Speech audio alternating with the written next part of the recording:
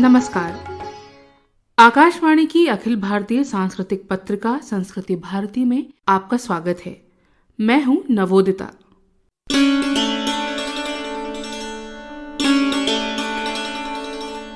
संस्कृति भारती में हम उस भारत से संवाद करते हैं जहां परंपरा बहती है, कला बोलती है और समय संस्कृति के साथ कदम मिलाकर चलता है। आज की पत्रिका बसंत की आहट, तकनीक से सजीव होती कला, राजधानी दिल्ली में फलती फूलती 700 साल पुरानी परंपरा, कुछ खास तिथियां और कुछ अमर स्मृतियां अपने साथ लेकर आई है। तो सुनते रहिए संस्कृति भारती।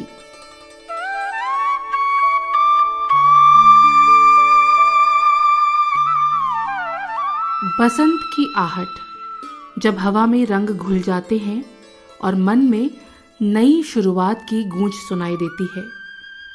भारत की संस्कृति भी कुछ ऐसी ही है, एक बहती नदी की तरह, जिसके घाट बदलते रहते हैं पर प्रवाह कभी थमता नहीं। हमारे पर्व, हमारे लोकगीत, हमारी कलाएं, हमारी ऋतुएं इसी सांस्कृतिक सलिला के विविध घाट हैं। आज के संपादकीय में इसी शाश्वत प्रवाह की बात हमसे साझा कर रहे हैं विशाल पांडे, सहायक प्राध्यापक DAV महाविद्यालय दिल्ली। तो सुनते हैं आज का संपादकीय बसंत के घाट पर हमारी शाश्वत सांस्कृतिक सलिला।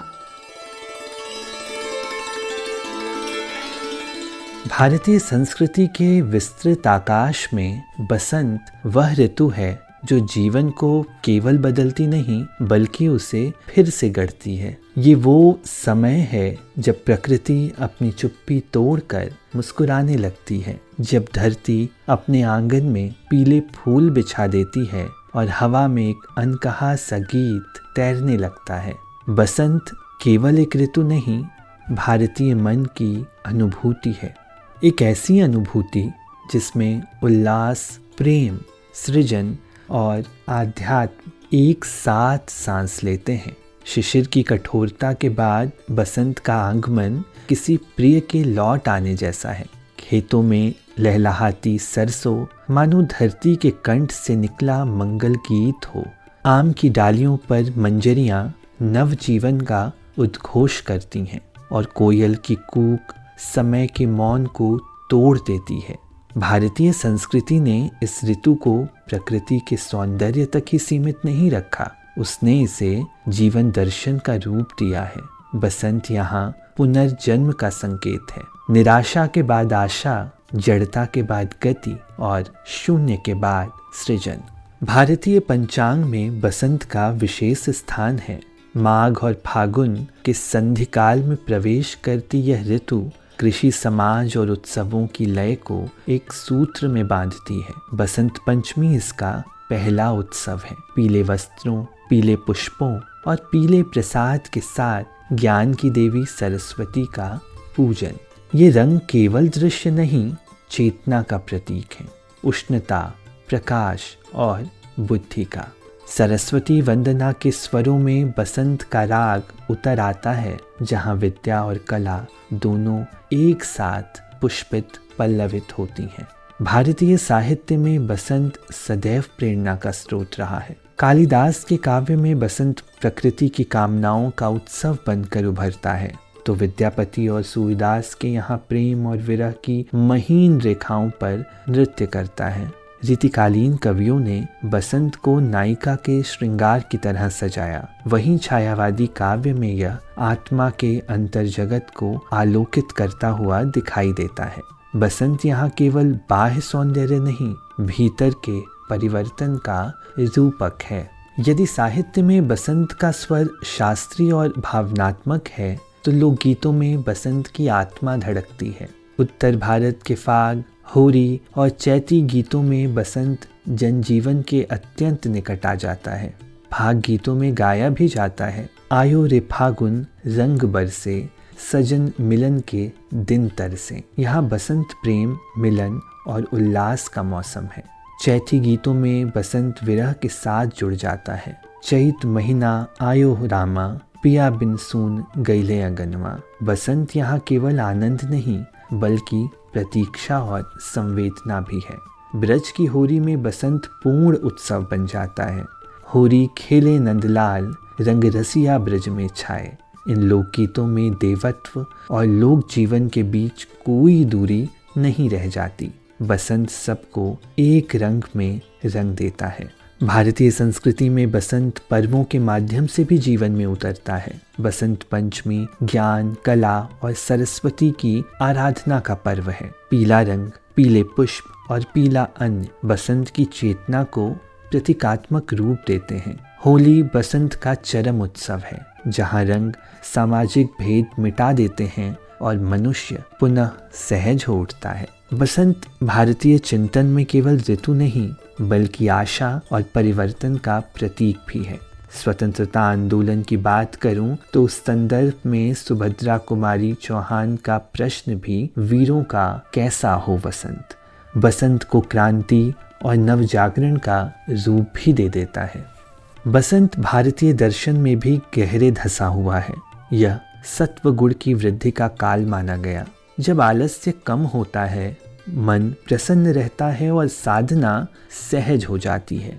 योग और आयुर्वेद के ग्रंथों में बसंत को शरीर और मन के संतुलन का समय भी बताया गया है। यह ऋतु स्वास्थ्य की दृष्टि से भी अनुकूल मानी गई है, क्योंकि प्रकृति स्वयं उपचार का हाथ बढ़ाती है।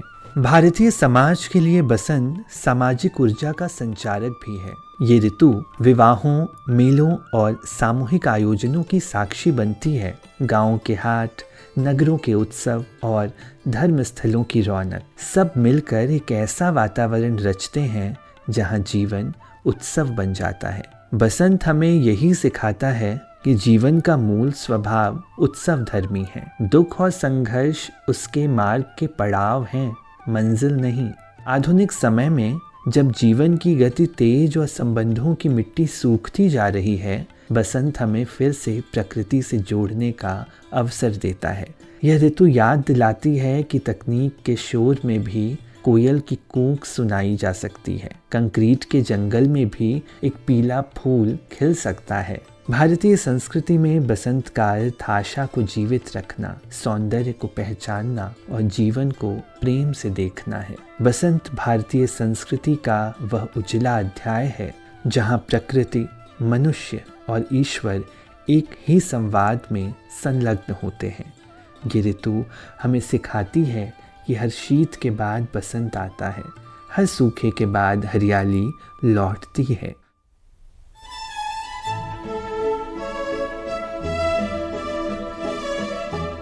जैसा कि हमने थोड़ी देर पहले जिक्र किया था, हमारी कलाएं भी हमारी सांस्कृतिक धारा के अनेक घाटों में शामिल हैं।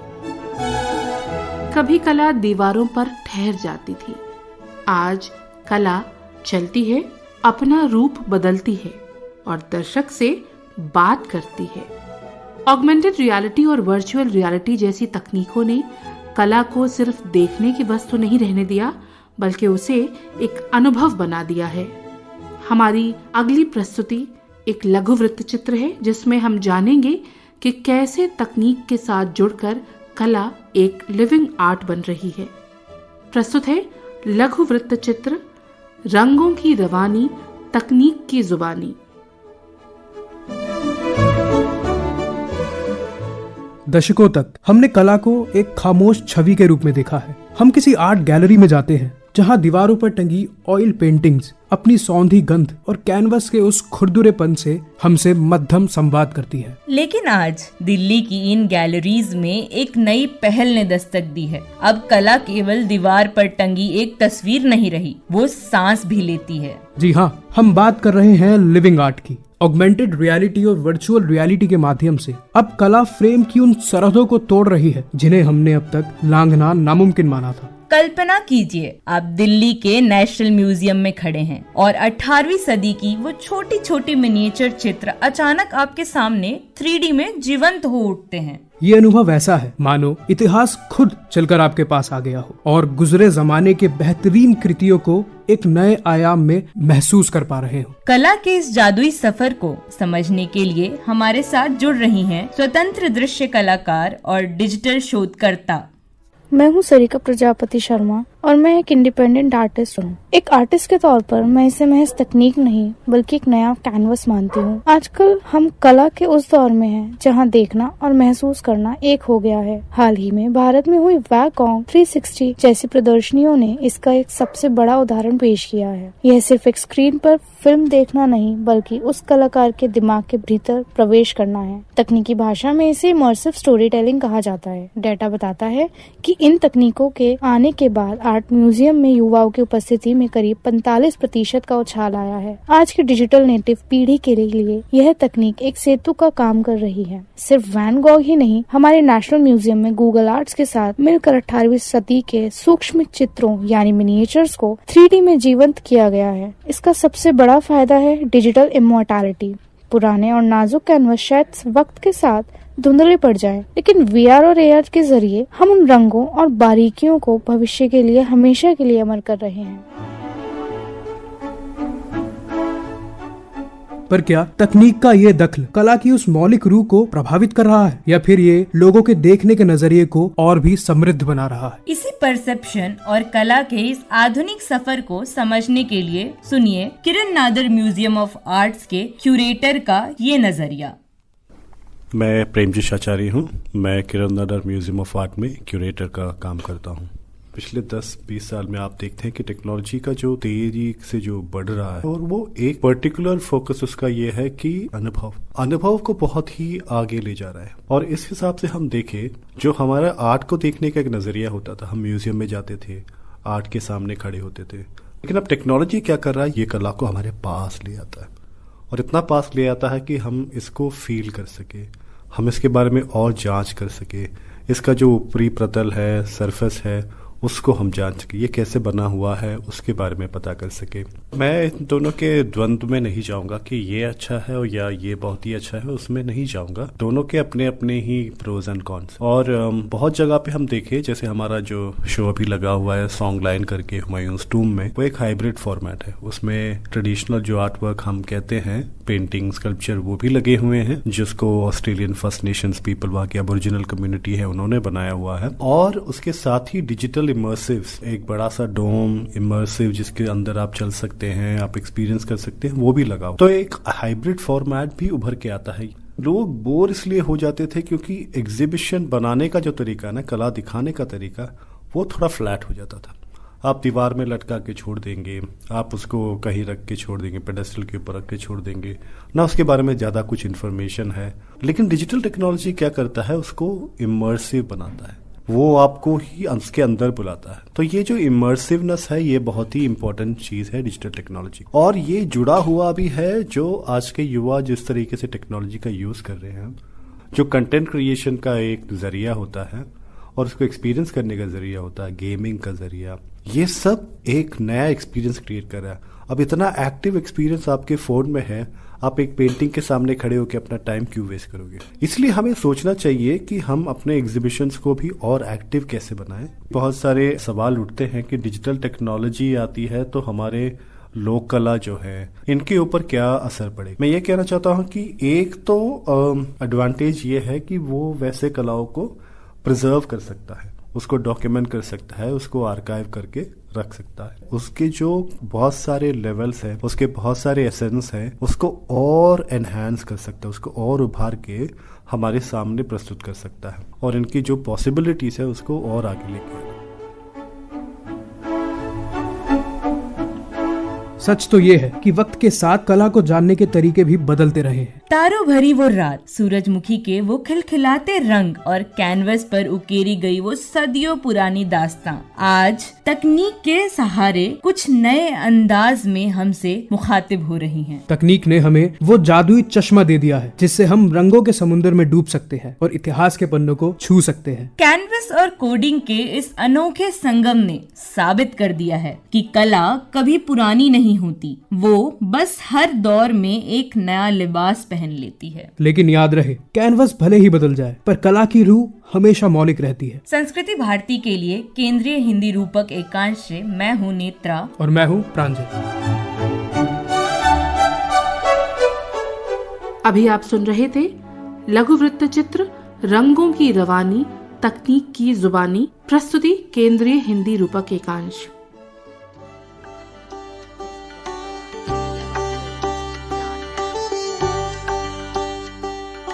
अब रुख करते हैं सैकड़ों बरसों से चली आ रही एक खूबसूरत परंपरा की ओर।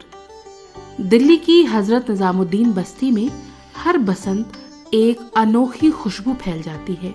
700 साल पुरानी ये परंपरा बताती है कि इबादत सिर्फ शब्दों से नहीं, खुशबू से भी होती है। सुनते हैं लघु रूपक सकल बन फूल रही सरसों।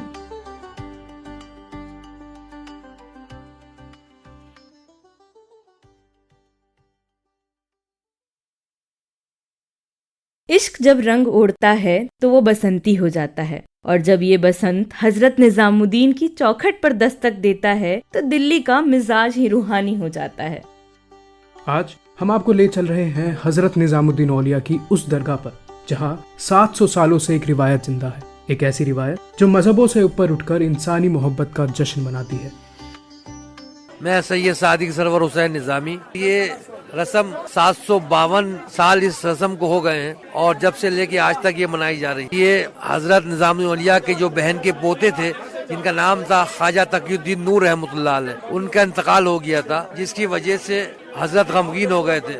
हजरत जब गमगीन हो गए तो लोगों से मिलना तर्क कर दिया था। तो उन दिनों में हजरत के चहीते मुरीद हजरत अमीर खुसरो रहमतुल्लाह अलैह हिंदुस्तान दूसरी जगह गए, वो दक्कन की तरफ गए थे तिजारत के लिए। तो वापस आए तो मिलना चाहा तो हजरत को मिलने नहीं दिया। आखिरकार आप मायूस होकर एक जगह, एक बसंती गुम्बद है यहाँ पर लाल महल के पास, वहाँ से ही बसंत उठाई जाती है, उसको बसंती गुम्बद कहते हैं। वहाँ बैठे हुए थे, देखा कि कुछ किसान लोग अपने खेतों में खूब ढोलक बजा के गा रहे हैं, खुशियाँ मना रहे हैं। तो आपने पूछा, ऐ किसानों, तुम बड़े खुश नजर आते हो, क्या बात? क्या आज हमारे फसल का दिन है और हम अपनी फसल, हमारी सरसों आई है आज, तो हम उसके लिए हम अपने रब को मनाते हैं। तो आपने दिल में सोचा कि मेरा भी रब रूठा हुआ है, मैं भी उसको मनाता हूँ। हमने उनसे उनके कपड़े मोल लिए, ढोलक गले में डाली और सरसों के फूल वहाँ से उठाए और वहाँ से गाते हुए हजरत के खानका, जिसको चिल्ला बोलते हैं हम लोग, 40 साल हजरत निजामुद्दीन औलिया ने वहाँ गुजारे अपने, इसलिए चिल्ला कहलाता है वो। तो वहाँ पर आप गए और खूब ढोलक बजा के गाने लगे, आज बसंत मना ले सुहागन, आज बसंत मना ले। और उसके अलावा और भी कई गीत गाए, सकल बन फूल रही सरसों। तो जब आपने गाए तो जितने भी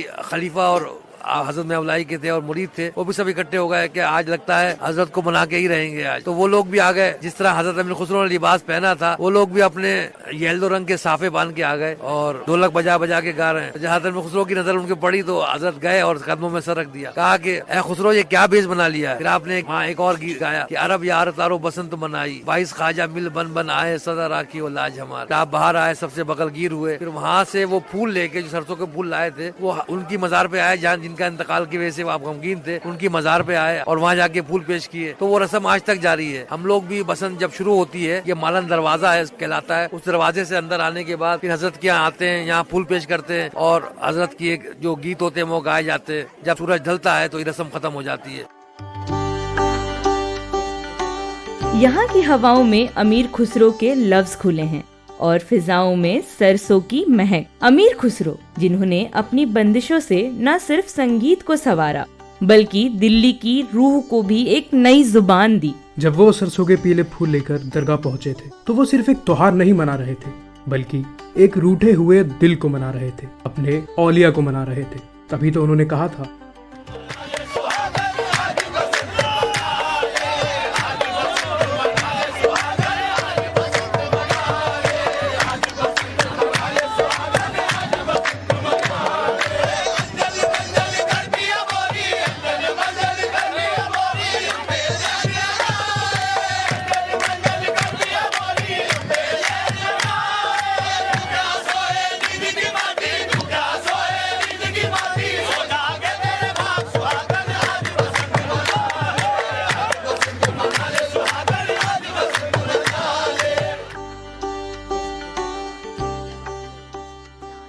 लेकिन दोस्तों, खुसरो ने जो पीला रंग हजरत निजामुद्दीन औलिया की दरगाह पर बिखेरा था, उसकी खुशबू वक्त के साथ और भी फैलती गई। बिल्कुल, उस एक दोपहर ने दिल्ली की तहजीब को बसंती कर दिया। ये बसंती रवायत चराग दिल्ली से होती हुई आज पूरे हिंदुस्तान में सांस ले रही है। मेरा नाम पीरजादा आमिर अहमद नसीरी है। मैं खादिम हूँ हज़रत ख्वाजा नसीरुद्दीन महमूद रोशन चिराग दहलवी चिश्ती निज़ामी रहमतुल्लाह अलैह का। बसंत के दिन आए हैं ख्वाजा महबूब इलाही की बारगाह में। ये बसंत अगर आप देखें तो हर जगह आपको पीला लिबास दिखेगा। पहले लोग तादाद कम थी, अब माशाल्लाह जितने भी होते हैं आजकल वो सब बहुत ज़्यादा आ रहे हैं। सिर्फ एक पर्पज़ है उनका, सिर्फ कव्वाली सुनना है। अभी आप देखेंगे कि जैसे होली है, फूलों की अभी बरसात होगी माशाल्लाह कुछ देर में, अभी आप ये देखेंगे। और महबूब इलाही को खुश करा अमीर खुसरो ने, तो जब ही जाके बसंत बनी। हजरत निजामुद्दीन का बसंत मजहबों की दीवारों को नहीं मानता। यहाँ सरसों का पीला रंग उस गंगा जमनी तहजीब का अक्स है, जहाँ हर मजहब के मानने वाले एक ही सफ में खड़े होकर दुआ करते हैं। तभी तो दरगाह के इन सर्द पड़े पत्थरों पर जब बसंती धूप खिलती है तो उसमें हर किसी की मुस्कुराहट नजर आती है। कोई यहाँ पहली बार कव्वाली की कशिश में खींचा चला आता है, तो किसी की पीढ़ियां इस साझा उत्सव को जी रही है। मेरा नाम शिवानी है। दरगाह में पहली बार हम देखने आए हैं और हम बहुत ही उत्सुक थे जानने को कि यहाँ कैसे मनाया जाता है एक त्योहार, और यहाँ आके बहुत अच्छा लग रहा है। सब बहुत प्यार से पेश आ रहे हैं। हम इंतज़ार कर रहे हैं कि जब यहाँ कव्वाली होगी और फूलों से मनाया जाएगा। हेलो, मेरा नाम माही है। मैं ड्यू में पढ़ती हूँ। यहाँ पे कव्वाली होती है एंड होगे तो आपको लगेगा नहीं कि आप कहीं और हो। लाइक यहाँ डिफरेंट पर्सपेक्टिव के लोग होते हैं, बट आपको बहुत अच्छा लगे। और यहाँ सबने येलो पहना है और वेट कर रही हो कि कब कव्वाली स्टार्ट होगा। हजरत निजामुद्दीन की ये जमीन दिलों को जोड़ने का काम करती है। सूफीवाद का असल मकसद भी तो यही है, खुद को मिटाकर मालिक की इबादत करना और उसके बंदों से मोहब्बत करना। और इस रूहानी जश्न को सलीके से अंजाम देने के पीछे होती है एक बरसों पुरानी व्यवस्था, दरगाह का इंतजाम और यहाँ होने वाली रस्मों की बारीकियों को समझने के लिए आइए सुनते हैं दरगाह मैनेजमेंट के प्रतिनिधि को। मेरा नाम सैयद रैयान निज़ामी, मैं दरगाह हज़रत निज़ामुद्दीन से ताल्लुक़ रखता हूँ। बसंत में बहुत बड़ा प्रोग्राम मनाया जाता है दरगाह हज़रत निज़ामुद्दीन औलिया में। कव्वाली साल में एक दफ़ा ऐसी कव्वाली को इंसान महसूस कर सकता है। इस सूफ़ी मंज़र, इस रूहानी मंज़र को सिर्फ कुछ लोग ही महसूस कर पाते हैं जो यहाँ आते हैं और जिनकी ज़िंदगियाँ बदल जाती हैं यहाँ आने से। होली की तरह से होली मनाई जाती है, वैसे ही यहाँ पे बसंत के एक प्रोग्राम मनाया जाता है छोटा सा, जो कि सब लोग, सारे डिवोटीज अपने महबूब, अपने सूफी प्रीस्ट हज़रत निज़ामुद्दीन औलिया महबूब इलाही के लिए प्रोग्राम मनाए जाते हैं। बरकरार रखा हुआ है कि हर साल इसको एक फेस्टिवल और एक हैप्पीनेस के तौर पे एक बनाया जाता है, ताकि लोग इसमें आए, इसका हिस्सा बने और सब मिलजुल कर, सारे धर्म मिलजुल कर और सब इसको एक्सपीरियंस करें। यहाँ पे कव्वाली होती है और नेक्स्ट लेवल के आप समझ सकते हैं किस लेवल की फारसी के कलाम वगैरह भी पढ़े जाते हैं, और सारे कलाम ज़्यादातर हज़रत अमीर खुसरो रहमतुल्लाह अलैह के ही लिखे हुए हैं, तो ये उनकी याद में उनके ही कलाम पढ़े जाते हैं। 700 साल गुजर गए, दिल्ली कई बार उजड़ी और बसी, लेकिन हजरत निजामुद्दीन की ये पीली चादर कभी मैली नहीं हुई। ये उत्सव हमें याद दिलाता है कि जब तक हमारे पास हजरत औलिया और खुसरो की विरासत है, हमारी तहजीब सलामत है। संस्कृति भारती के लिए केंद्रीय हिंदी रूपक एकांश से मैं हूँ नेत्रा और मैं हूँ प्रांजल।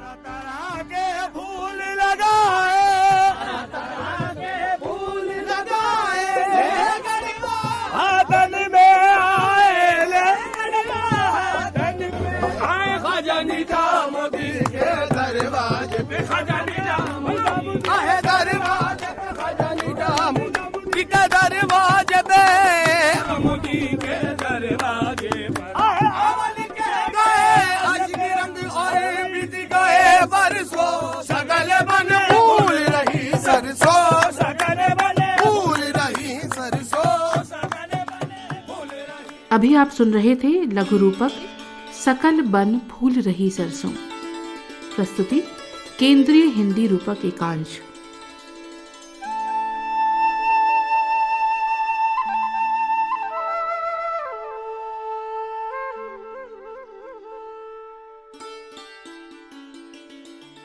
अब बात करते हैं इस माह की कुछ खास तिथियों की।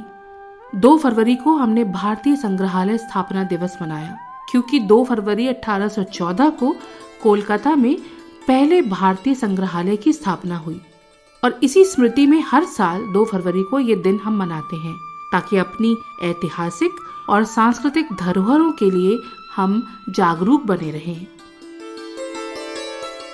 कल ही यानी 13 फरवरी को हमने विश्व रेडियो दिवस मनाया।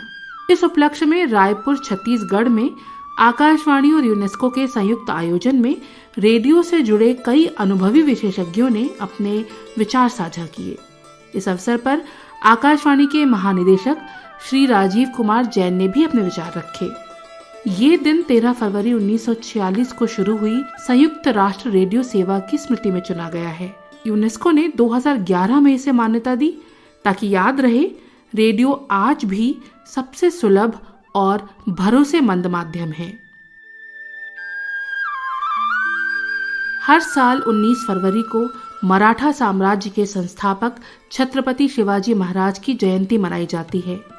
ये दिन स्वराज, साहस और लोक कल्याण की भावना का स्मरण करने का अवसर है।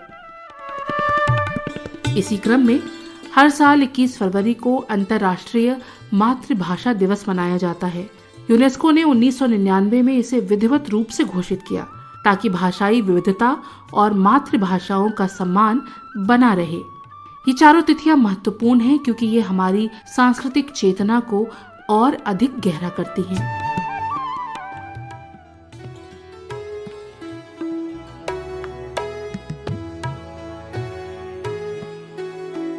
अब समय है पत्रिका के माध्यम से उन विभूतियों की स्मृतियों को नमन करने का, जिन्होंने भारत की सांस्कृतिक आत्मा को अपने जीवन से रचा।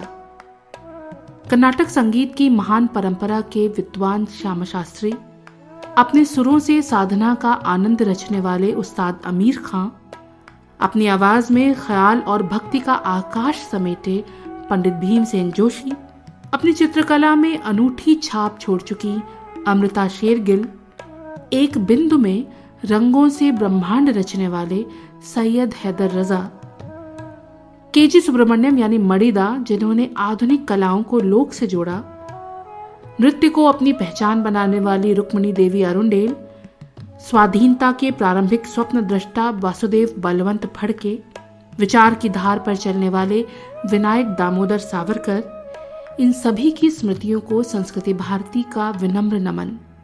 इसी के साथ पत्रिका का ये अंक अब समाप्त होता है। नवोदिता को अनुमति दीजिए। नमस्कार।